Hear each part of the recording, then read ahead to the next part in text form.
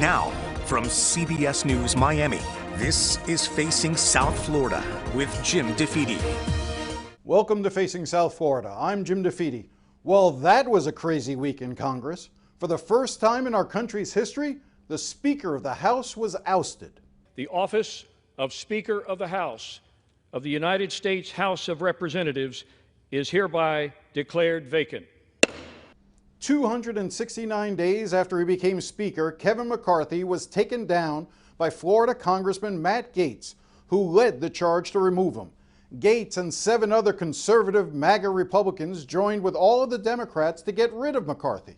We will not know until next week who the new Speaker will be, but one thing is certain: the anger towards Gaetz by the 210 Republicans in Congress who wanted to keep McCarthy is like nothing we've seen before.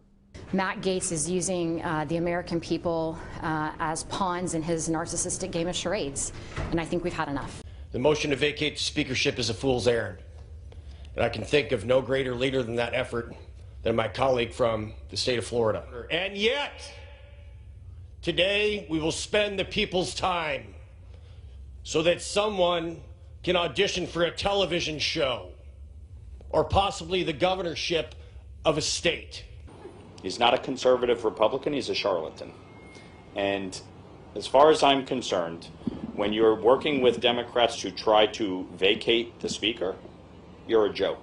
I have serious disagreements with Mr. Gaetz. I think that he's actually probably, he is Joe Biden's favorite Republican. Exactly, who the heck are you working for? Are you really a Republican, or are you a Democrat in disguise? I have serious concerns about Matt Gaetz. There is even talk that they may try to throw Gaetz out of the Republican conference in the House. So what does Matt Gaetz have to say about all of this? 48 hours after forcing McCarthy out, I spoke to Gaetz about where he goes from here. What's your reaction to the anger that has been directed your way in the last 48 hours?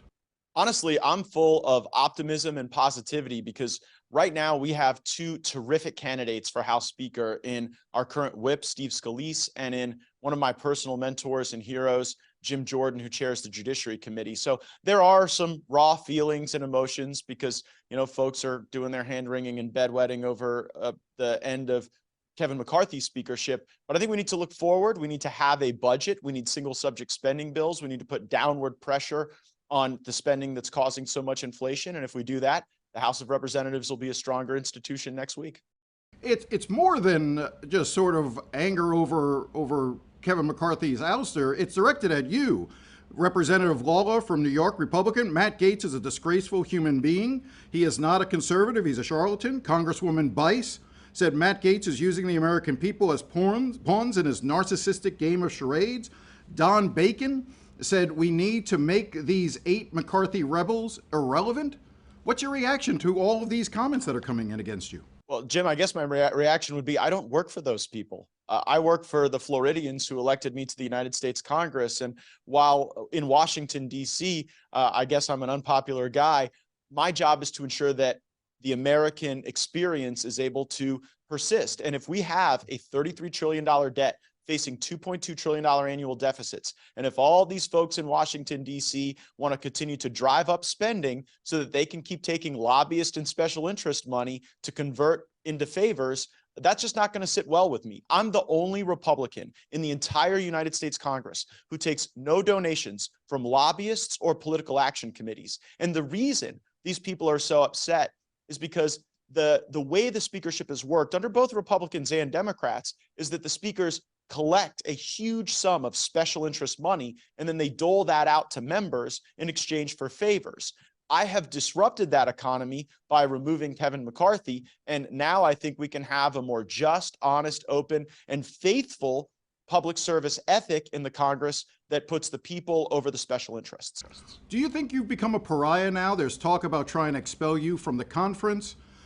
Do you see yourself as being able to be effective moving forward if no one in your conference is really willing to talk to you or work with you? Well, I was pretty effective this week when I was able to do something that hadn't been done in America's history, to try to restore some sense of fiscal sanity to the House by getting a leader who's willing to follow the law. I may be a pariah, Jim, but you shouldn't be a pariah for just trying to get people to follow the law. The law since 1974 says that the United States of America is supposed to have a budget, and then nested within that budget, single subject spending bills that fund our agencies of government. But since 1996, we have been governed by revolving continuing resolution and omnibus spending bill. And that disallows the type of programmatic analysis of how our government spends money that could actually put downward pressure on spending.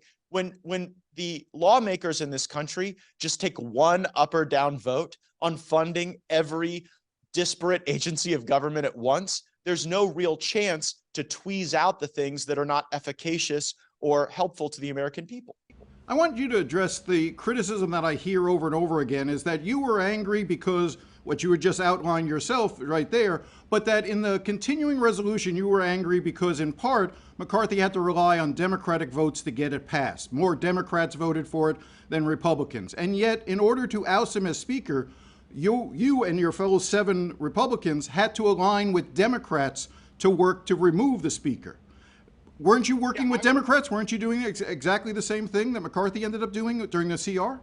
Well, I wasn't working with Democrats. I actually expected them to vote against Kevin McCarthy for free, which it turns out they did.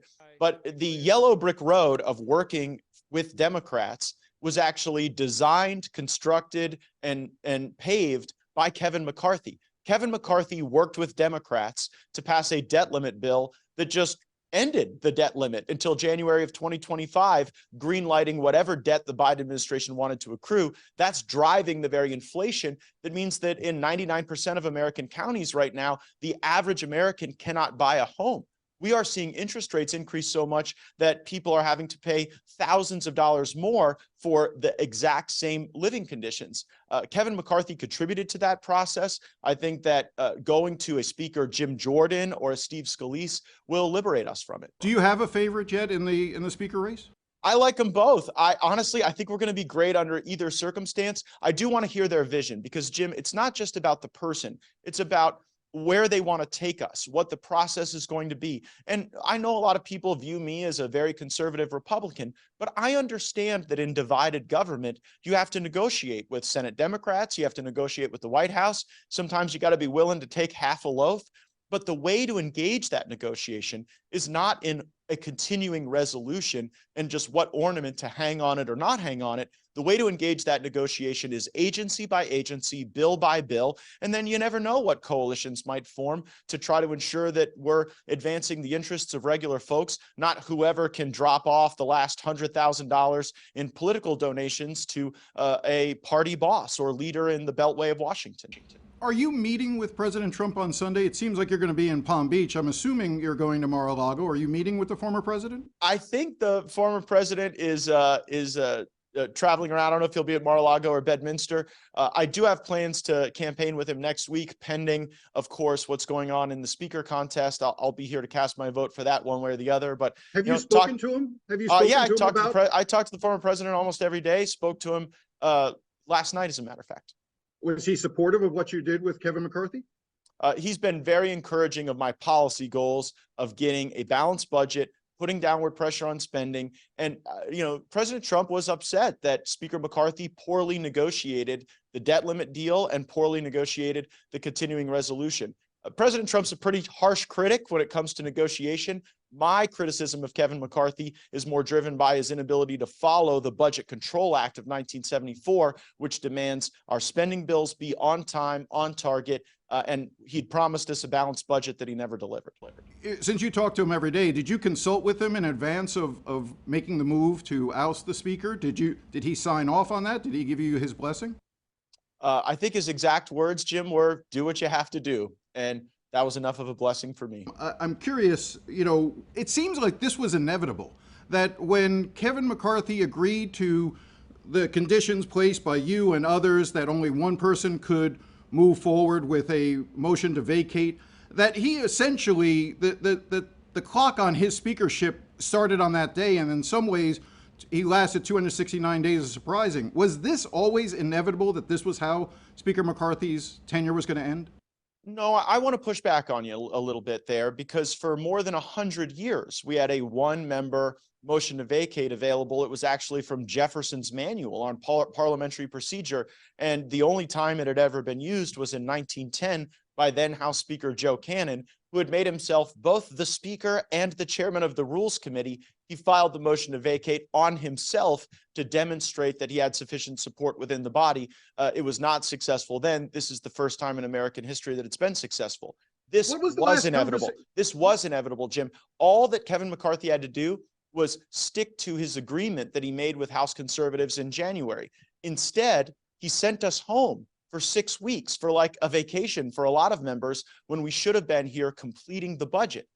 There's no excuse. We can't blame Joe Biden and we can't blame Senate Democrats for the fact that we weren't on time with our own budget. Kevin McCarthy's failure to do that is why he's not Speaker. If Kevin McCarthy had passed a budget and even just not even passed, brought to the floor 12 individual appropriations bills for us to vote on, he would still be in the Speaker's office today. Does running for governor in Florida interest you? I'm not running for governor. I'm exactly where I'm supposed to be. I'm doing exactly what I'm supposed to be doing. And I think I'm having a big impact to try to break the fever of governing by omnibus bill and continuing resolution. So I just want to be clear. You are ruling out running for governor in 2026. I'm making no plans to run for governor. I have no plans to run for governor. I'm doing this job. And 3 years from now, Jim, frankly, I hope we still have a country.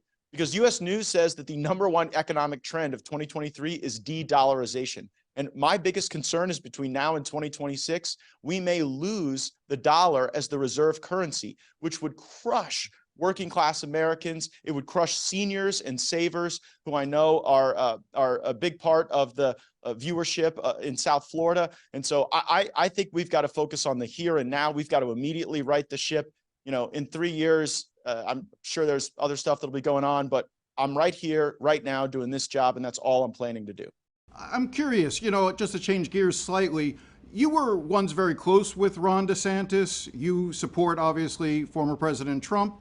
Where did your relationship with Governor DeSantis sort of split? And give me your analysis as to why he's failing so poorly in the polls and across the country as he campaigns for president? Well, he's not failing as our governor. I'm a big fan of Ron DeSantis. I was very involved in his first campaign. I served as one of the chairs of his transition into office. Ron DeSantis is a bright, dynamic, thoughtful leader. He's brilliant, but he's not quite as dynamic as President Trump on a national campaign. And so my support for President Trump definitely was probably the catalyst that changed my relationship with Governor DeSantis. But I'm going to be the biggest fan of Ron DeSantis when he returns to Florida to serve out his final 2 years as governor. I look forward to working with him to advance our state's priorities. And, it's just a preference, much like in the speaker's race, to be honest with you. In the speaker's race, I like Jim Jordan and I like Steve Scalise. At the end of the day, I'll have to make a choice based on their specific vision. I like Ron DeSantis. I like Donald Trump.